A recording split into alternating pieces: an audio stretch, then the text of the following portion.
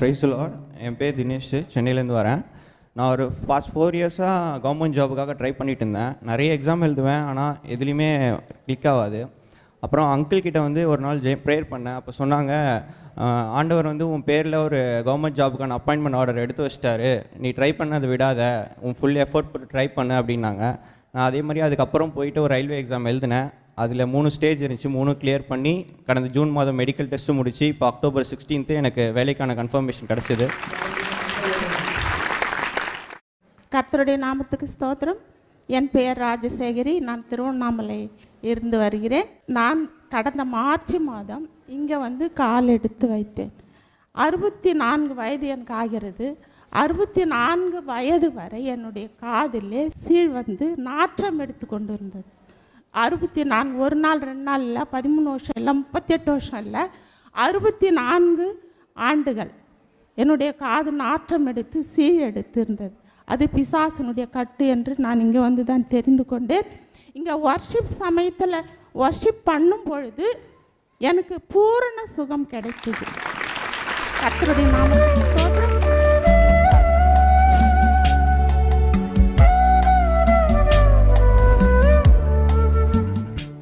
இந்த நாளிலும் ஆண்டவருடைய பாதப்படியில் அமர்ந்து பிள்ளைகளுக்கு நீர் என்ன மங்கள வார்த்தை சொல்ல விரும்புகிறேன், என்ன வார்த்தை சொல்லி என் பிள்ளைகளை ஆசீர்வதிப்பது தேவனுடைய திட்டமாக இருக்கிறது. தேவ சமூகத்திலே ஜெபித்த பொழுது கர்த்தர் உங்களுக்காக கொடுத்த மங்கள வார்த்தை யோவேல் தீர்க்கதரிசியின் புஸ்தகம் 2ஆம் அதிகாரம் 26வது வசனம் இப்படியாய் சொல்லுகிறது. எடுத்து வாசிப்போமா? நீங்கள் சம்பூர்ணமாய் சாப்பிட்டு திருப்தி அடைந்து உங்களை அதிசயமாய் நடத்தி வந்த உங்கள் தேவனாகிய கர்த்தருடைய நாமத்தை துதிப்பீர்கள். இன்னைக்கு ஆண்டவர் தீர்க்க தரிசனமாய் உங்கள் மத்தியிலே பேசுகிறார். அநேகர் இந்த இடத்திலே அவமானத்தோடு வந்திருக்கிறீர்கள், தலை குனிந்த நிலைமையில் வந்திருக்கிறீங்க, நிறைய பேர் நிந்தைகளோடு வந்திருக்கிறீங்க. இன்னைக்கு ஆண்டவர் சொல்றாரு, உங்களுடைய வாழ்க்கையில் ஒரு வெற்றிகரமான ஒரு வாழ்க்கையை கர்த்தர் உங்களுக்கு கொடுக்க போகிறார். அல்லேலூயா. ஒரு வெற்றியை தான் நீங்க பார்க்க போறீங்க. நம்முடைய ஆண்டவருக்கு அநேக பெயர்கள் உண்டு.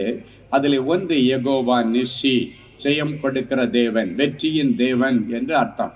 ஸோ இன்றைக்கு யெகோவா நிஸ்ஸி நம்ம மத்தியிலே வந்திருக்கிறார். கண்டிப்பாக உங்களுடைய வாழ்க்கையில் இருக்கிற நிந்தைகளை மாற்றி, அவமானங்களை மாற்றி உங்களை தலை நிமிர பண்ணுவேன் என்று கர்த்தர் சொல்லுகிறார். அல்லேலூயா.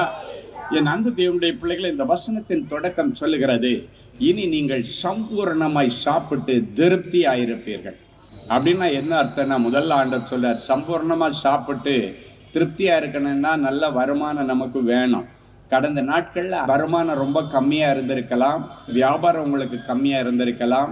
அவர் இன்றைக்கு இந்த பலிபீடத்தில் நின்று சொல்லுகிறார், இனி நீங்கள் சம்பூர்ணமாய் சாப்பிட்டு திருப்தி அடையத்தக்கதாக உங்களுக்கு நல்ல வருமானத்தை கர்த்தர் கொடுக்க போகிறேன் என்று சொல்லுகிறார். உங்களுடைய வருமானத்திற்கான வழிகளை கர்த்தர் இன்றைக்கு திறந்து வைக்கிறார். நிறைய பிள்ளைகளுடைய வாழ்க்கையில் அரசாங்க வேலைக்காக நீங்கள் முயற்சி எடுத்து எக்ஸாம் எழுதி இதுவரைக்கும் கிடைக்கல. பலமுறை நான் எழுதிட்டேன், பலமுறை நான் பேங்க் எக்ஸாம் எழுதிட்டேன், பலமுறை நான் டிஎன்பிஎஸ்சி எக்ஸாம் எழுதிட்டேன், இதுவரைக்கும் எனக்கு வெற்றியை பார்க்க முடியல, தோல்வியின் மேலே தோல்வியை நான் சந்தித்து கொண்டு இருக்கிறேன். இனி நீங்கள் அந்த எக்ஸாமில் அரசாங்க தேர்வுகளில் நீங்கள் கண்டிப்பாக வெற்றி பெறுவீங்க. உங்களுக்கு வெற்றியை கொடுப்பது தான் உன்னதமான தேவனுடைய திட்டமாய் இருக்கிறது என்று ஆண்டவர் சொல்லுகிறார். ஸோ சம்பூர்ணமாய் சாப்பிடுகிற அளவுக்கு கர்த்தரும் பரலோகத்தின் மதகுகளை உங்களுக்கு நேராக திறப்பார்.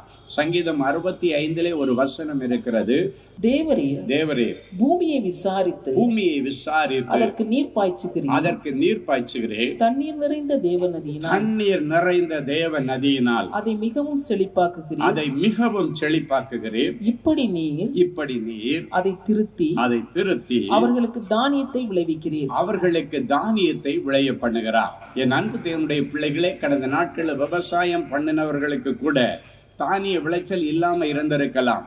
விவசாயத்துல கூட நீங்க எதிர்பார்த்த அந்த வருமானம் அதிகமா இல்லாம இருந்திருக்கலாம். நீங்க அது அறுவடை செய்கிற காலம் பார்த்து நீங்க அறுவடை செய்த அந்த பொருள்களுடைய விலை மதிப்பு குறைவா இருந்திருக்கலாம். இன்னைக்கு ஆண்டவர் சொல்கிறார், உங்களை விசாரித்து பரலோகத்தில் இந்த நீரை பாய்ச்சுகிறார். அது மட்டுமல்ல, பரலோகத்தின் நதியை உங்களுக்கு நேராக திறக்க பண்ணுகிறார். பரலோகத்தில் இந்த நதி போல ஆசீர்வாதங்கள் இனி உங்களுடைய வியாபார ஸ்தலங்களுக்கு நேராக, உங்கள் ஊழியங்களுக்கு நேராக நீங்க விசுவாசிச்சா தேவ மகிமையை பார்ப்பீங்க. ஆண்டவர் வந்து நின்று பொய் சொல்லுகிற தேவன் அல்ல. அவர் சொல்லியும் செய்யாதிருப்பாரோ? அவர் வாயினால் சொல்லுகிறதை கரத்தினால் நிறைவேற்றுவார். எனவே இந்த பலிபீடத்தில் இந்த ஆண்டவர் பேசி கொண்டிருக்கிற காரியங்களை, ஆண்டவரே எனக்காக நான் எடுத்துக்கொள்கிறேன், ஆமேன் ஆமேன் என்று சொல்ல சொல்ல சொல்ல அவைகள் உங்களுடைய வாழ்க்கையிலே நிறைவேறுகிறதை நீங்கள் பார்ப்பீர்கள். இனி பரலோகத்தில் இந்த மதகை கர்த்தர் உங்களுக்கு திறப்பார். முதலாவது தண்ணீர் பாய்ச்சுகிறார், அதன் பிறகு பரலோகத்தின் நதியை உங்களுக்காக திறந்து விடுகிறாராம். நதி என்று சொல்லக்கூடியது சொட்டு சொட்டாய் வருகிறது அல்ல. நதி புரண்டு ஓடுகிற, ஆறுகள் புரண்டு ஓடுகிற, நதிகள் புரண்டு ஓடுகிற ஆசீர்வாதம் அப்படின்னாச்சுன்னா பரலோகத்திலிருந்து மதகளையே கர்த்தர் உங்களுக்காக திறப்பார்.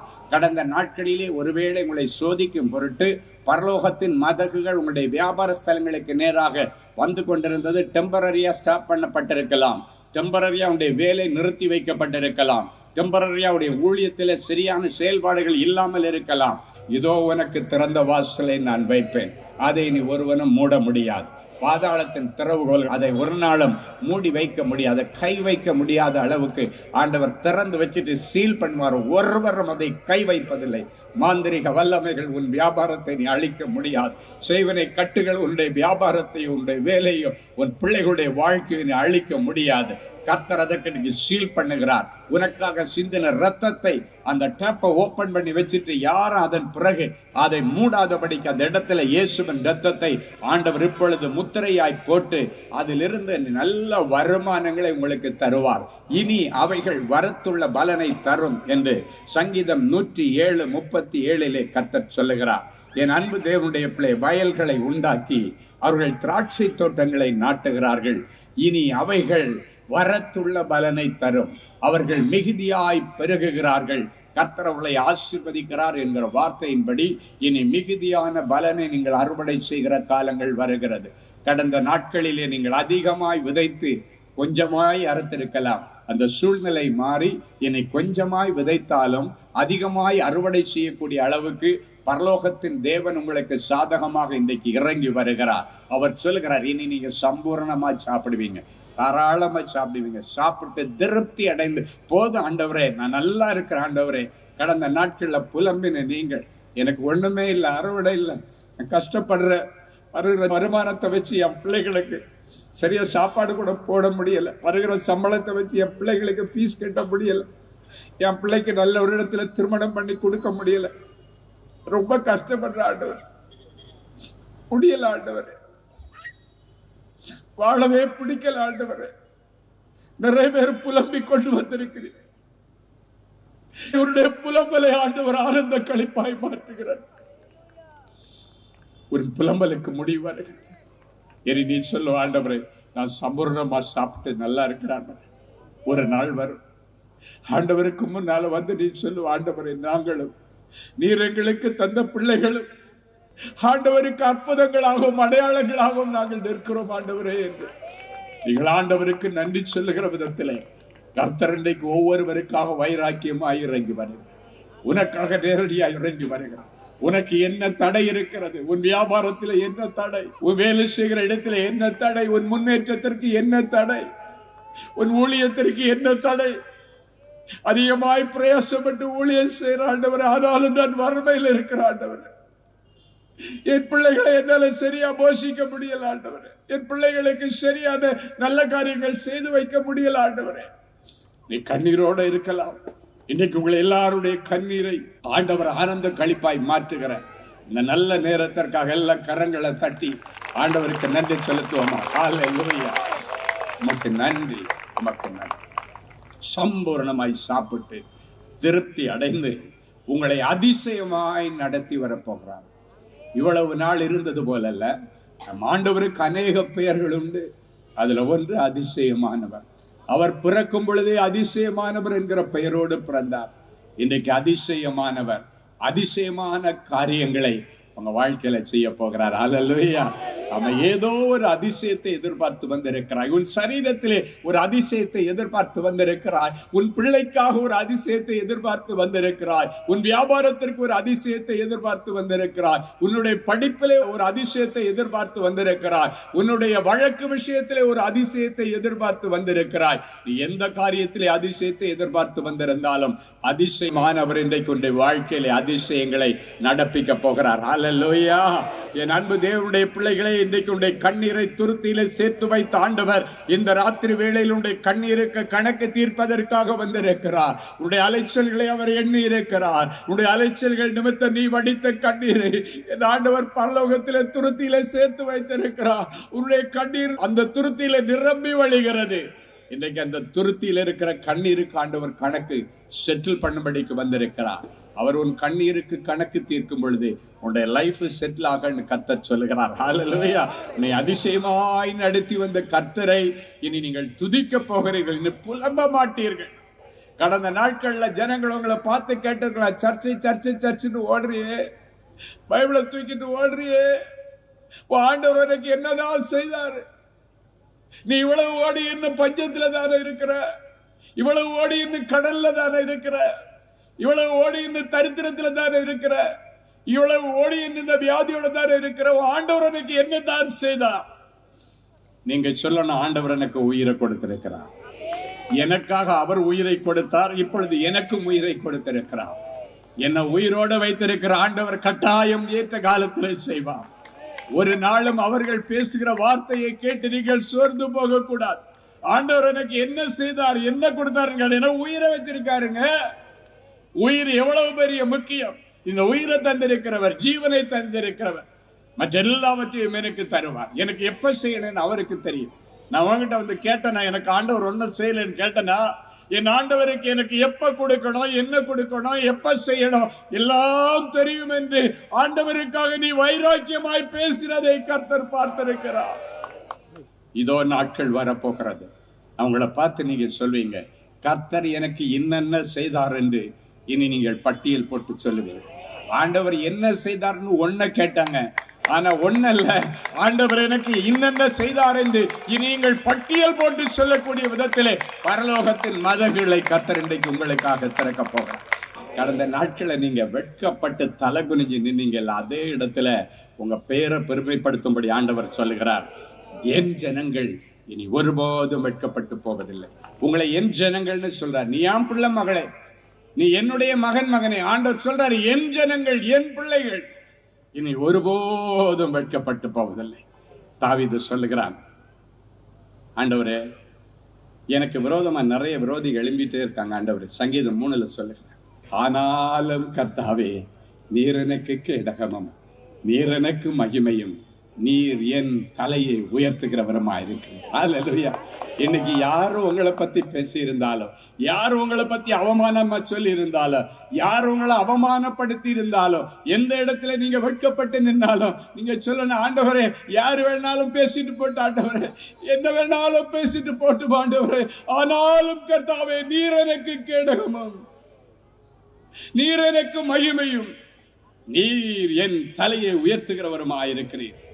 சங்கீதக்காரன் விசுவாசத்துல சொன்னான். என்ன நடந்தது தெரியுமா? அவன் சத்துருக்கள் முன்னிலையில் ஆண்டவர் ஒரு பந்தியை ஏற்படுத்தி அவன் தலையை எண்ணெயினால் அபிஷேகம் பண்ணி அவனுடைய பாத்திரம் நிரம்பி வழியும்படி செய். அவனை அவமானப்படுத்தினவர்கள் அவன் பாதப்படியிலே வந்து விழத்தக்கதாக கர்த்தர் அவனை தலைநிமிர பண்ணினார். ஹல்லேலூயா.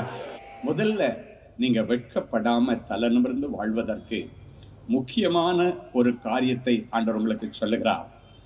ஆண்டவரை துணையா பிடிச்சிங்க. இன்னைக்கு எதையோ பிடிச்சிங்க, உங்க தாளந்த பிடிச்சி, உங்க திறமைய பிடிச்சி, உங்க படிப்பை நம்பினீங்க, உங்க பணத்தை நம்பினீங்க, உங்க நண்பர்களை நம்பினீங்க, எல்லாம் உங்களை ஏமாத்திருச்சு.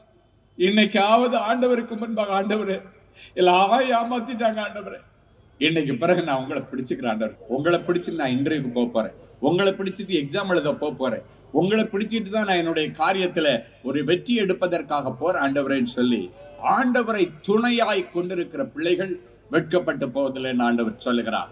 ஏசாயா 50:7 இப்படியாய் சொல்லுகிறது. எடுத்து வாசிப்போமா? கர்த்தராகிய ஆண்டவர் கர்த்தராகிய ஆண்டவர் எனக்கு துணை செய்கிறார், எனக்கு துணை செய்கிறார். ஆகையால் நான் வெட்கப்படேன், நான் வெட்கப்படேன், நான் வெட்கப்பட்டு போவதில்லை என்று நான் வெட்கப்பட்டு போவதில்லை என்று அறிந்திருக்கிறேன்.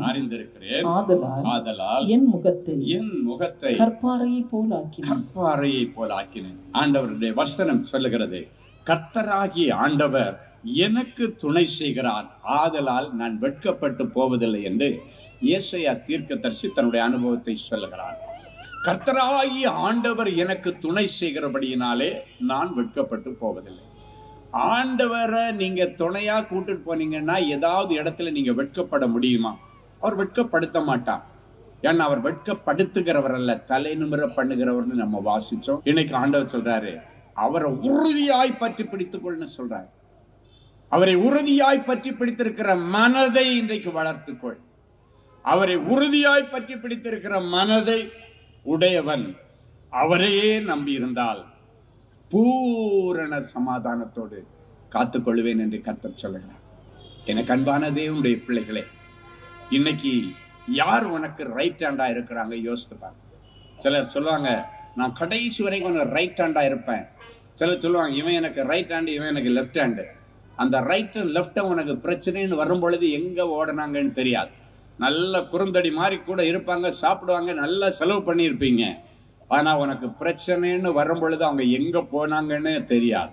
உனக்கு பிரச்சனைன்னு வரும்பொழுது அவங்க தெரிச்சு ஓடிடுவாங்க. ஆனால் உனக்கு பிரச்சனை நேரத்தில் அந்த பிரச்சனையிலிருந்து உன்னை மீட்டெடுக்க ஒருவர் நிற்பாரையானால் கடைசி வரைக்கும் நிற்கிறவர் நீ தேடி வந்திருக்கிற வெற்றியின் தேவன் யெகோவா நிசி. அவர் தான் கடைசி வரைக்கும் நிற்பார். உன்னை அந்த இடத்துல விட்டுட்டு அவர் ஓடுகிறவர் அல்ல. என் அன்பு தேவனுடைய பிள்ளைகளை அவரை உறுதியா பிடிச்சிங்க. ஏன் இன்றைக்கு உனக்கு அவமானம்?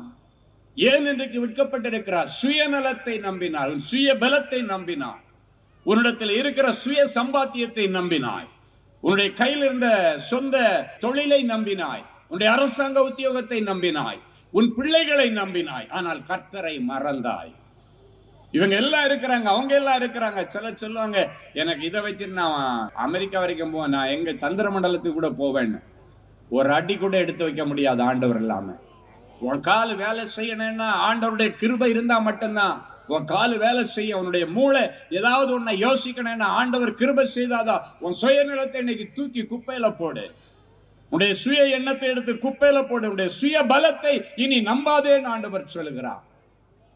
ஏதாயிலும் என்று உன்னால செய்ய முடியும்னா உன்னால செய்ய முடியும். ஆனா அவர் துணையா இருந்தா உன்னால எல்லாம் செய்ய முடியும். அல்லேலூயா. என் அன்பு தேவனுடைய பிள்ளைகளே, நல்ல தேவ செய்தியை கேட்டீர்கள், அருமையான சாட்சிகளையும் பார்த்தீர்கள்.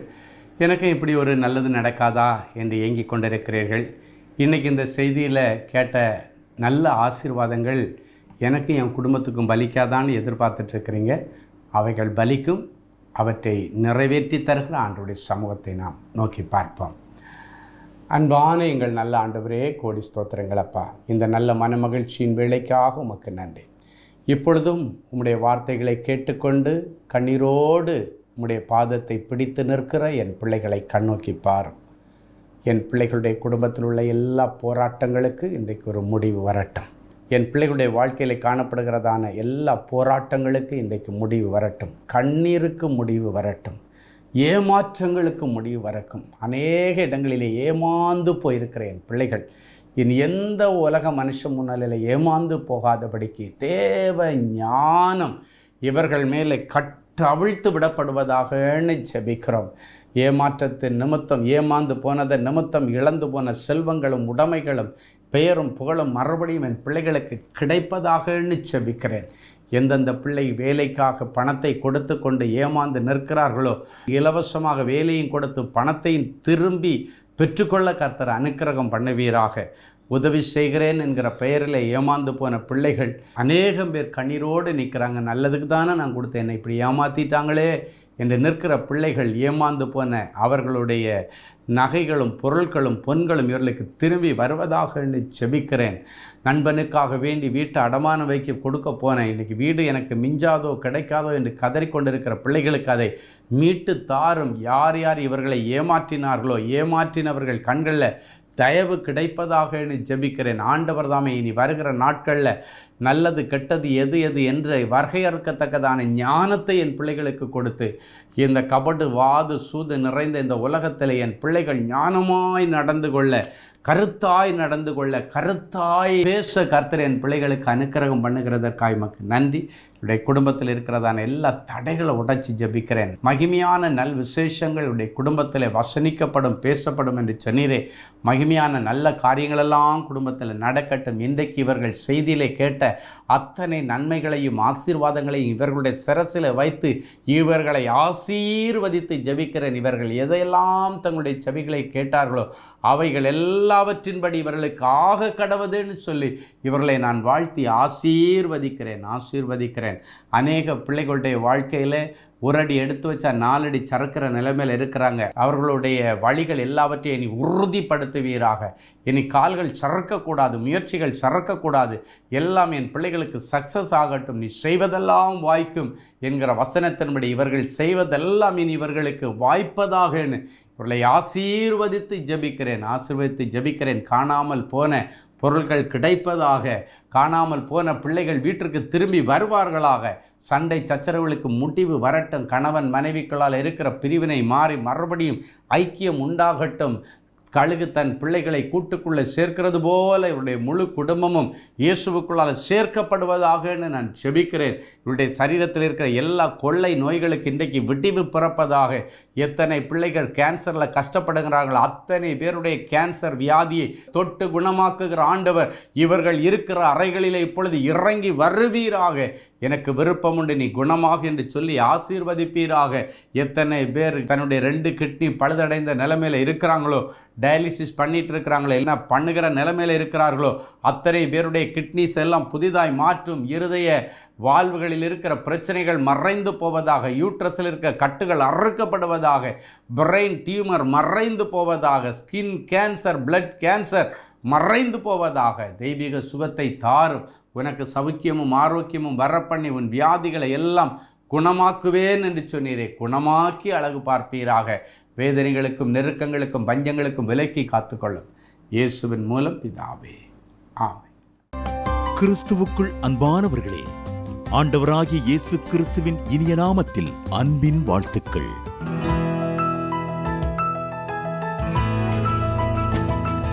எங்களுடைய மார்வெல் திருமண தகவல் மையத்தை ஆன்லைன் சேவை மூலம் உங்களுக்கு அறிமுகப்படுத்துவதில் நாங்கள் மிகுந்த மகிழ்ச்சி அடைகிறோம். எங்களது மார்வெல் திருமண மையம் கிறிஸ்தவ குடும்பத்தில் திருமணத்திற்கு ஆயத்தமாயிருப்பவர்கள் தங்களுக்கு ஏற்ற வாழ்க்கை துணையை தேர்ந்தெடுக்க சிறந்த திருமண சேவை மையமாக இருக்கிறது. மேலும் மார்வெல் திருமண தகவல் மையத்தில் நீங்கள் பதிவு செய்வதற்கு எங்களது இணையதள முகவரி www.marvelmatrimony.com மற்றும் அலைபேசி எண் 7824855999 என்ற எண்ணிற்கு தொடர்பு கொள்ளலாம். சென்னை, நாகர்கோவில் மற்றும் மும்பை நகரில் உள்ளவர்கள் பதிவு செய்ய விரும்பினால் கீழ்க்கண்ட விலாசங்களில் உள்ள எங்களது அலுவலகங்களோடு தொடர்பு கொள்ளலாம். Email info@marvelmatrimony.com. ஆண்டவர் தாமே உங்களை அளவில்லாமல் ஆசீர்வதிப்பாராக. ஜெனசிஸ் கிரியேஷன்ஸ் மீடியா அகாடமியில் 3 மாதங்களில் தொழிற்கல்வி சான்றிதழோடு video editing, videography, photography, drone piloting, studio recording, Photoshop, live streaming, live video mixing and live sound mixing ஆகிய தொழிற்கல்விகள் பயிற்றுவிக்கப்படுகிறது. புது தொழில் நுணுக்கங்களுடன் குறைவான கட்டணத்தில் நிறைவான தொழிற்கல்வி பெற்றுக்கொள்ள உங்கள் எதிர்கால கனவை நினைவாக்க எங்களது ஜெனசிஸ் கிரியேஷன்ஸை இன்றே தொடர்பு கொள்ளுங்கள். மேலும் விவரங்களுக்கு 7824850999 என்ற எண்ணை தொடர்பு கொள்ளுங்கள்.